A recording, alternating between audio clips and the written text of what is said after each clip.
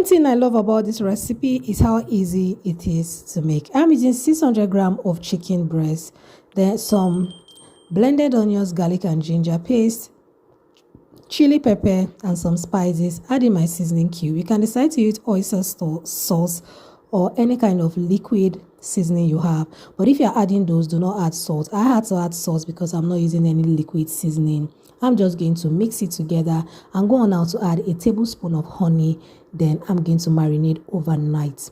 Now you can decide to skip the honey part or skip the salt part if you know that you do not like salt, or you do not want too much salt, or you are under any medication that requires that you take less salt. So I'm adding a tablespoon of honey. I love adding honey to my marinated chicken. There has some kind of sweetness to it that just take your marinated chicken to another level. You can decide to add it, you can decide to skip it.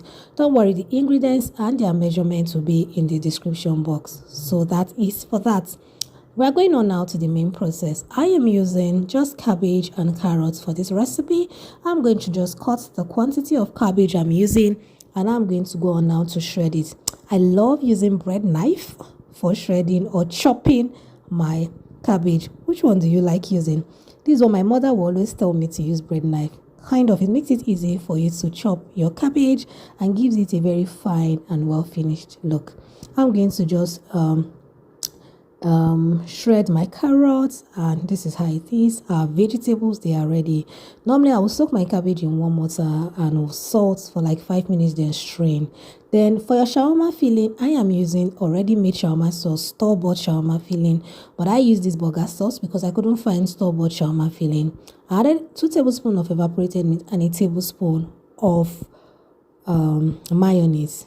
The store-bought burger sauce was a bit tangy and I wanted to loosen it, the tangy taste a bit. This is a tablespoon of butter in my pan. I'm going to go on now to add in my marinated chicken. Have you watched to this point and you have not subscribed to my channel? Do subscribe, do like and share, do comment. Tell me what you think about this shawarma recipe. You're going to be learning 2 ways to wrap and make your shawarma, so stick around. So I'm going to just cover my pot and allow it to fry for like 3 to 5 minutes, after which I'm going to stir in its own juice until it looks crispy and dark brown. At this stage, I'm going to go on now to chop my chicken. Because it's in chunky bits, I want it to be in little bits. Don't you think so? So we're going to be chopping our chicken and we're going to set it aside. If you have watched to this point and you haven't thumbs up this video, do like and share. Comment and tell me what you think about this recipe. This Christmas, you can make this for your family in less than 20 minutes. Yes, less than 20 minutes. So I've added my chicken into a bowl. I'm adding in my shredded carrots and my cabbage. Then we are going to go on now to mix. Then I'll go on now to add in my shawarma sauce or shawarma filling. Normally, if you can make your shawarma sauce out at home by adding mixing mayonnaise, ketchup, and a little bit of mustard seed and chili pepper. If you like, you can add lemon juice. That is all you need to make your own shawarma sauce at home. So I can put the ingredients in the description box for you if you are interested, or just go on and buy your own store-bought shawarma sauce. So I'm using pita bread for this recipe, not the regular shawarma bread, and this is how you use it. You just merge them together by brushing the top and the bottom of your pita bread with, or shawarma bread, with your filling or your sauce. Then you roll by flipping the under, as in the side, into fold the sides of your shawarma bread inside.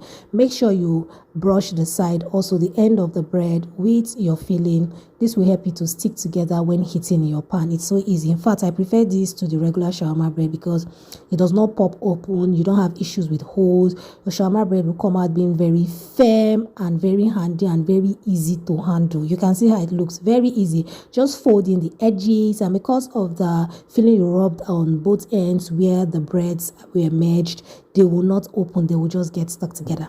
Method 2, adding 2 slices of cheese. Yes, adding 2 slices of cheese. Guys, the adding of the cheese, hey, you need to try it. When you take a bite of this shawarma, you will not get it anywhere. Hey, you will keep eating. God. If God does not help you, we finish 3. So gradually fold into, you can see the way I'm doing it while you bend in the sides into your shawarma bread, adding more filling to the side, then you roll. That is it. Go on now to heat them up in your pan. The way it is so firm with the pita bread, for me, it's amazing. Shawarma, the regular shawarma bread, may either have a tear or it will just burst open, making it difficult for it to roll in your shawarma filling. But with your pita bread, or if you call it a thicker shawarma bread recipe, you know that you are good to go. You can get this bread from a store. I'm going to put a link to show you how you can make this bread at home if you wish to make it yourself. So let's see how the shawarma looks. Guys, still love what you're seeing. This is so good, guys. It is yummy, easy to make, delicious and appealing. Thank you so much for stopping by my channel. Do like, share and subscribe, and see you in my next one. Bye bye.